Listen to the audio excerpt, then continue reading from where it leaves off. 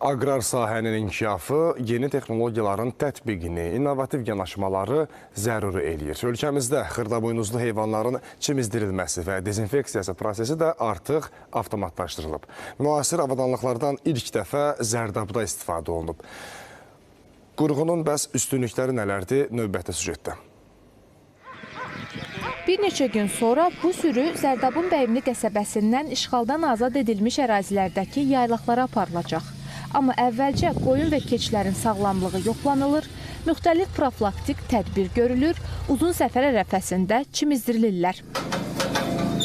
Bu məqsədlə ilk dəfə xüsusi avadanlıqdan istifadə olunur.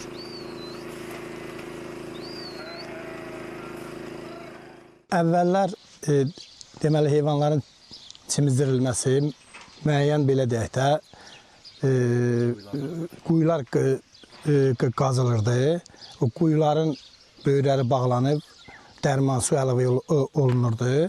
Ondan sonra əllə belə deyək də fiziki güc tətbiq etməklə yuyulurdu.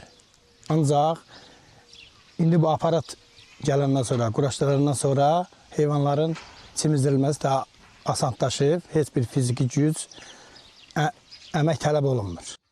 Ölkəmizdə ilk dəfə tətbiq olunan bu texnologiya həm yüksək səmərəliliyi, həm də istifadə rahatlığı ilə diqqət çəkir. Heyvanlar qurğudan keçdiyi anda sistem mexaniki olaraq aktivləşir. Yüksək təzyiqlə püskürülən dərmanlı suyla heyvanların bədəni dezinfeksiya olunur. Bu texnologiya yeni texnologiyadır, çox gözəl də effektlidir. Heç bir əziyyəti da yoxdur. Deməli, həm özümüz əziyyətsiz oluruq, həm də heyvanlara deməli heç bir əziyyəti olmur da. Çox gözəl tədbir olur. Bu tip texnologiyaların tətbiqi heyvandarlığın modernləşdirilməsi baxımından mühüm addımlardan biridir. Xüsusilə yaylaq mövsümünə hazırlıq dövründə belə sistemlər həm epizootik risklərin azalmasına, həm də təsərrüfatların daha dayanıqlı fəaliyyətinə şərait yaradır.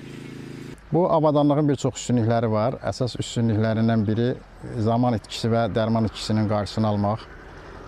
Burada ətraf mühitin qorunması, heyvan sağlamlığının qorunması və işçinin təhlükəsizliyinin təmin edilməsi əsas məqsədlərimizdən biridir.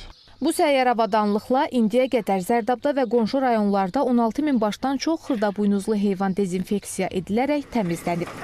Rəşidə Zülfiqarova, Əntiqə Fərəcova, ASTV Xəbər.